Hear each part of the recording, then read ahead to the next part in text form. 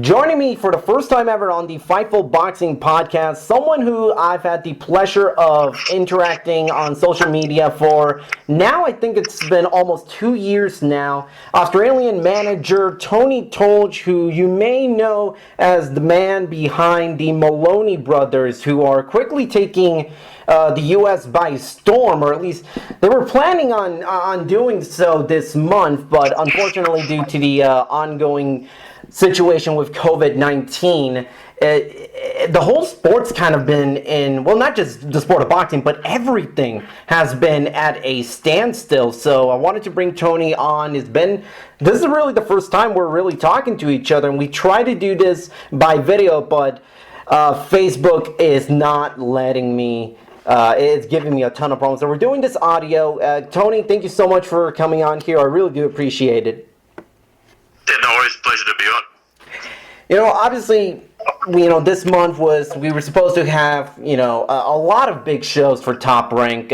Two of your fighters, Andrew and Jason Maloney, were going to be in marquee matchups. I mean, Jason was supposed to fight Joshua Greer on I believe it was the co-main event to the Naoya Inoue John Riel Casimero fight, which yeah, that's right.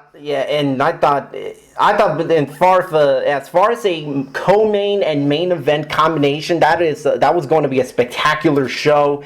And then Andrew was going to make his first defense of his WBA super flyweight title against Israel Gonzalez later this month. But everything now's kind of been in a bit of a standstill, as I mentioned. Tony, kind of your reaction to everything that's been going on for the past, I guess now for the last month or so. Yeah, it's just crazy. Yeah, like you mentioned, Jason was supposed to fight Josh Greer. That whole card was going to be fantastic on Mandalay Bay. Andrew was making his first title defense in Oklahoma. He was actually going to be the headline fight for that event. But yeah, then this coronavirus just has not only destroyed boxing, but the whole sports industry. And every day I'm watching the Trump press conferences, seeing if what's new there, because basically we sort of mirror in Australia what's happening over there with all our lockdowns and shutdowns, and it's just a crazy time. Yeah, that's also another thing that you brought up that's really interesting, that it's not just how each country is reacting to this situation, it's how other countries are also managing everything and just sort of kind of playing off one another, trying to see where things stand. And obviously Jason and Andrew were going to fight in the US this month, and obviously it's not going to happen, and we really don't know when the sport is going to return because, listen, boxing is a global sport, and a lot of the big fights that were going to take place in the U.S., they were going to be headlined by fighters who were not born in the U.S. So really, it's not just figuring out when your country is going to be is managing the situation, but how the U.S. is also managing and when travel bans are going to be lifted. So when you look at this situation, everything that's been going on, how has it been, at least overall in Australia, how is, from your perspective, how's, the people, the government over there been sort of handling this? How have they been sort of managing their time now that pretty much everyone is trying to stick to staying at home? Yeah, well, that's right. Like myself, I can't do any work at the moment because all I do is boxing, and I run events in Australia. I also manage fighters, and I can't put a fighter in a fight in one country to another because everything's banned, and all the guys are still training, not as intense obviously because there's no dates set forward. But an interesting story is the two Maloneys. They have training partners in the same camp. One's Bilal Dib and one's Bruno Tarimo, both world-rated fighters. And they live in the border of New South Wales and Queensland in Australia. train with the other guys because the borders are blocked. So those other guys can't leave their state and can't come over the line, and it's only like a 10-minute drive. Wow, So I did not know that about the whole border situation. I mean, in the U.S., they're kind of restricting as much travel as they can, but really it's really more of a state thing where, the states make the decisions on, how long can people stay inside, what are the laws. It's really, President Trump can pretty much give his recommendation as to what each state should do, but ultimately it's the state's decision. So it's interesting to hear from how Australia is doing. And one thing that I think a lot of people don't realize, especially in boxing, is that obviously all the fighters, all the people that are involved have been affected. But at least me personally, the ones I feel for the most are the younger guys, the guys who aren't at a top level or aren't making a ton of money, guys who are just starting out in their career, 4, 6, 8 rounders. To me, I think I feel for those guys probably the most because they, boxing might not be their full-time job, but it's still a way for them to make money. And, for some of them, they can't even return to their day job because they're probably not being allowed to work. So it really does. I really do feel a lot for everyone, not just for you, for the Maloney, but especially the younger guys who don't get to spar with some of these top names or really get to do anything and make some money for themselves and for their loved ones. That's right. Even the Maloney's themselves at the moment, because we don't know exactly when everything's coming back to normal, they're doing a few labouring manual labour jobs as well at the moment, just to get by. So now I'm kind of curious. Obviously, when Top Rank first signed the Maloney brothers, I think there was a lot of people were excited, at least stateside, because they get a first-hand look at both of them. I know we had Jason fight in Orlando in the World Boxing Super Series a couple of years ago against Emmanuel Rodriguez, but we never saw Andrew kind of be in that position. And I think a lot of people were really excited to see because, at least from a U.S. fan's perspective, I do think that there is genuine interest in both of them, especially with the stakes involved in not just in their next fight, but also potentially in the future. I mean, I don't know what kind of conversations you guys have had with Bob Arum, but at least I can take a pretty wild guess in saying that the winner of Jason's fight against Josh Greer probably would be on that short list to fight the Inoue Casimero fight, and that would have been for 3 belts. So obviously, kind of looking at this, how has both Jason and Andrew kind of been, reacting? What was kind of their first reactions, or in your first reactions upon hearing that, hey, this fight might not be happening at all because of this situation that we have going on? They had 2 reactions because they're ultimate professionals, those guys, and that's what separates good fighters from elite fighters. Initially, obviously, they're disappointed, and they really wanted to make a big splash on the big scene and having a massive platform, which Tom Prank have provided us with. But they just said it's just going to give us more time to prepare ourselves better, and they want to, every day, they're constantly improving out of sight. And the Jason that you saw in Orlando is a shell of himself at the moment. He's just gone to a completely different level. Their punching power is improving daily. Andrew and Jason, I was really looking forward to the US debuts, but it is what it is, and you can't control what's happening in the world, and we should just be lucky that we're living and breathing, and that's the main thing. Yeah, totally agree with you. I mean, even though we're in this bad situation, I mean, you and I were both living, we're both breathing, as you said. So at least I'm thankful for that. I'm thankful that my loved ones are currently okay for the moment.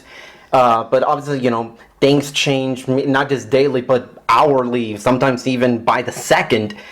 I'm looking at this. Obviously, the Maloney brothers aren't the only fighters that you manage. Obviously, you have a number of very good fighters that are all coming up. They're all rising. One fighter that I'm very interested, who fought not too long ago, was Andres Campos. Who, he fought. I believe he fought. Didn't he fight at the inaugural Dragonfire Latino show that you had in Chile?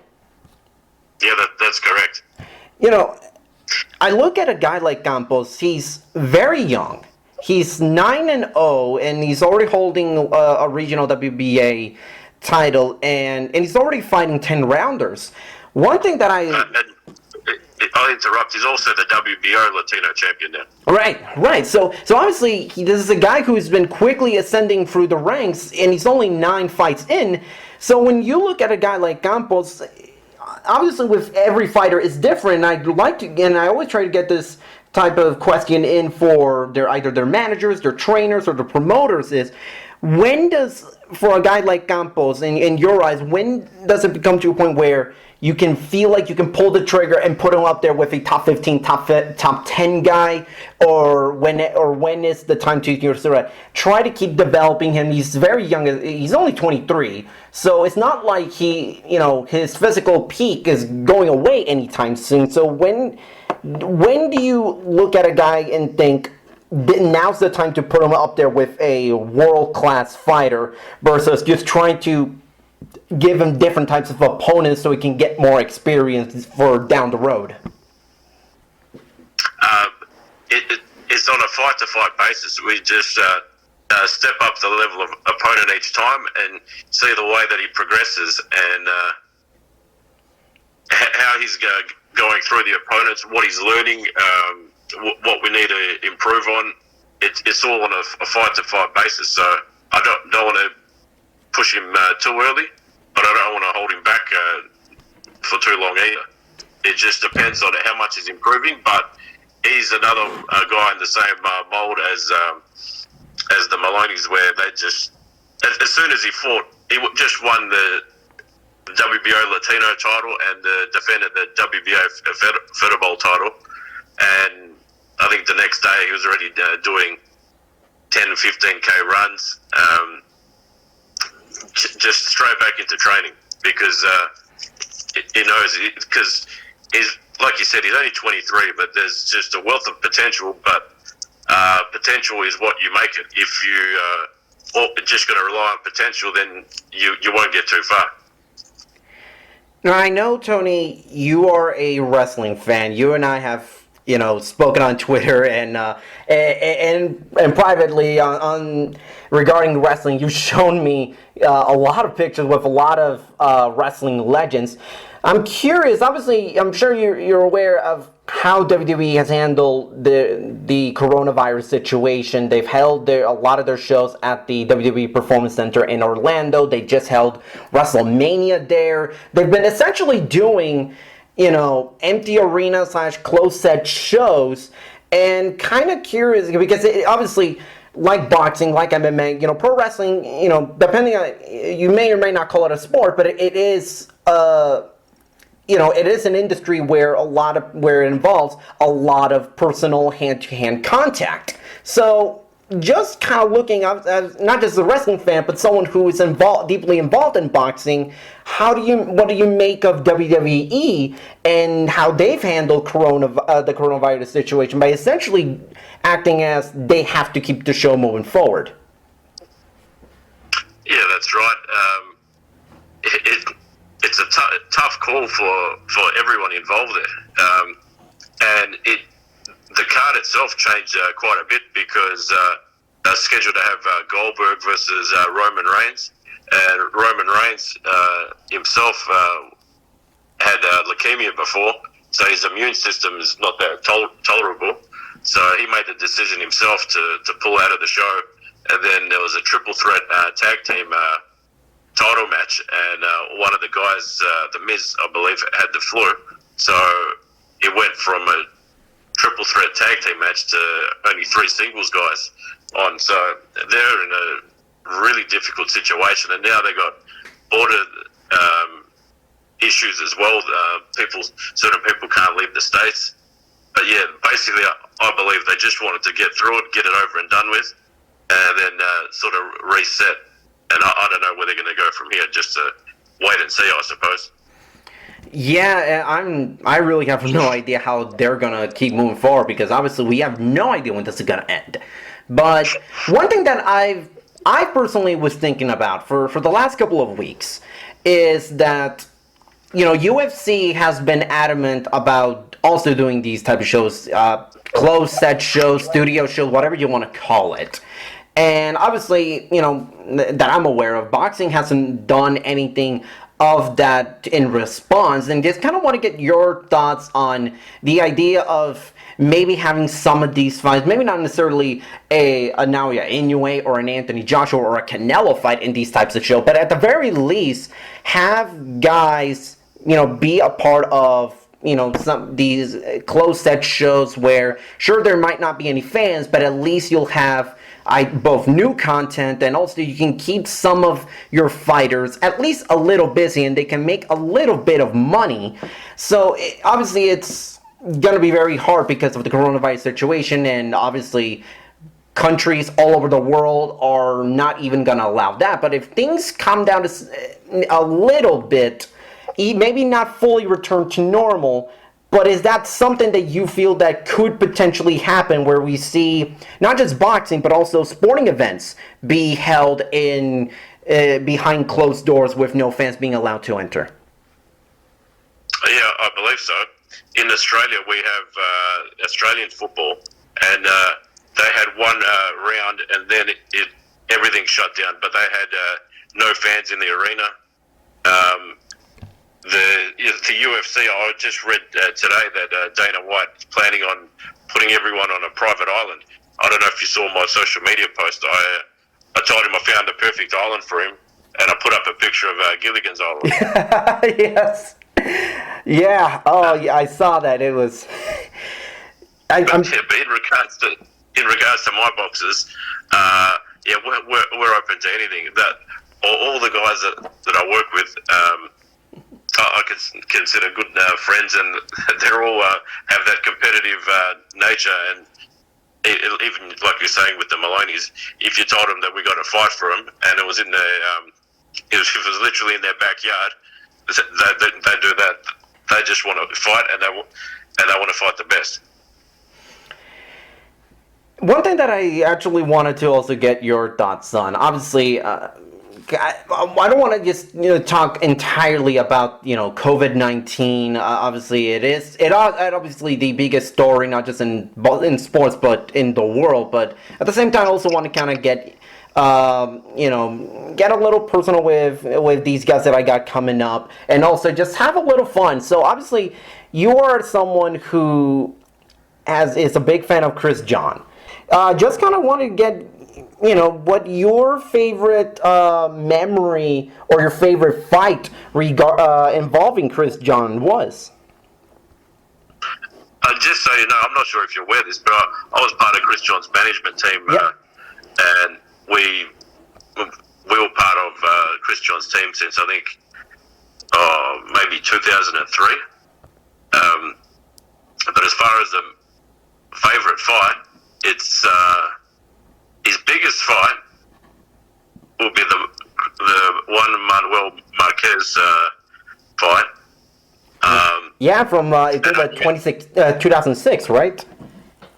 Yeah, and I knew that was coming straight away.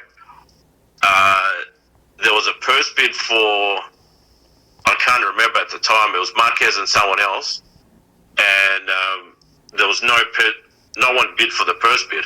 So that means Marquez was stripped of his IBF title, and he was the WBA Super Champion,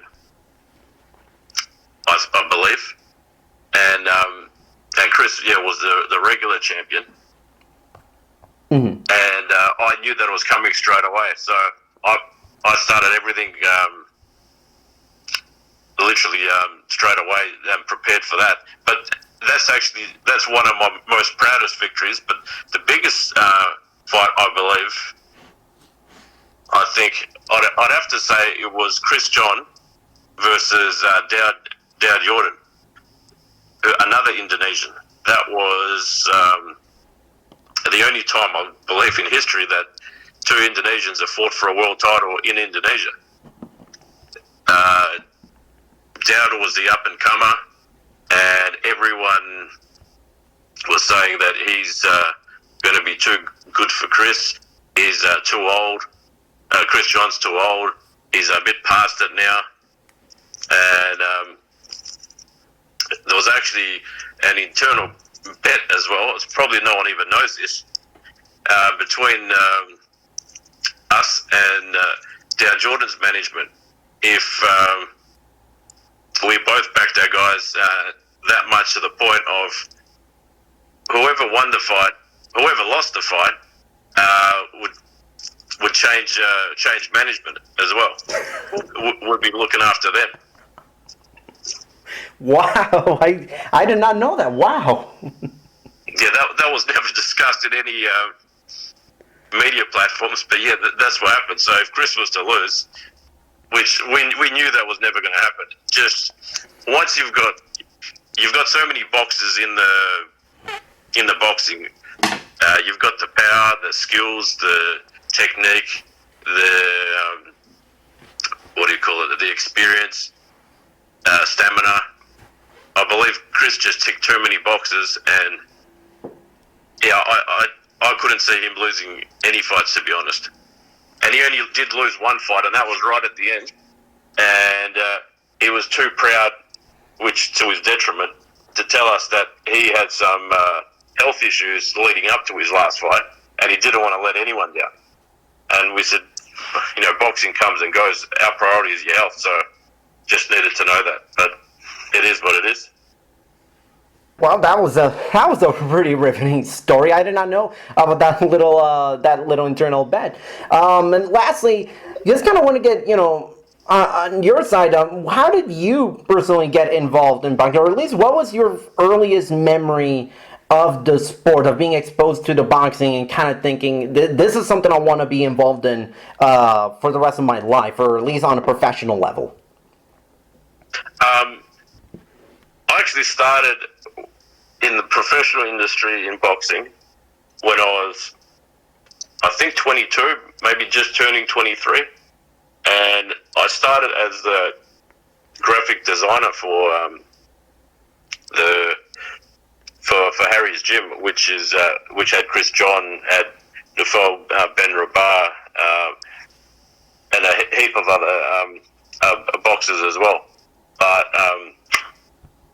day by day, I was just helping more and more with, because there was like a assistant to Craig, who was the trainer, promoter, manager, virtually was doing it all, and he had an assistant there as well, and she didn't know too much of what was going on there, and she'd always ask me for help, and I was ended up doing my job plus her job, and then eventually came to the point where she left, and then it was just Craig and myself, and I was doing more and more, and he was a colourful character, and he spent a few holidays for extended periods of time away, so I was looking more and more after the fighters, and I was working, one guy that assisted me greatly and done sort of my apprenticeship with him as well was, with not only Craig, was Samson Lukowitz from America. He's been a great help, as well as Angelo Ida, who's my current partner in the boxing. We all just got along well, and yeah. And plus, I've been, since I was 5 years old, I was watching the wrestling, and to the people that watch the wrestling and the boxing, behind the scenes, there's such similarities that everything's actually run, where that's what really got me excited, and Plus, after I've been spoiled in the boxing, where I was in the industry for probably not even a year, and we had Chris John, who ended up being the WBA fighter of the decade. Wow, I mean, yeah, your story is certainly a lot more interesting than mine. I started liking boxing because my dad just started putting on HBO fights when I was a little kid, and my mom just happens to buy me a couple of video games, and that's just pretty much it. But your story is a lot more interesting than mine. We all got our own stories, and we all got our love for the industry. It's at times it's the best sport in the world. Sometimes it's the worst sport in the world. But we'll get back to it soon enough. Hopefully sooner rather than later. Tony, thank you so much for being a part of it. Thank you so much for being on the podcast. It was a very, very enlightening conversation. Get some insight regarding yourself and the Maloneys, and maybe even reminisce a little bit about the good old days before COVID-19 kind of pretty much changed everything. No, thanks for having me. It's been great, and I really enjoyed it.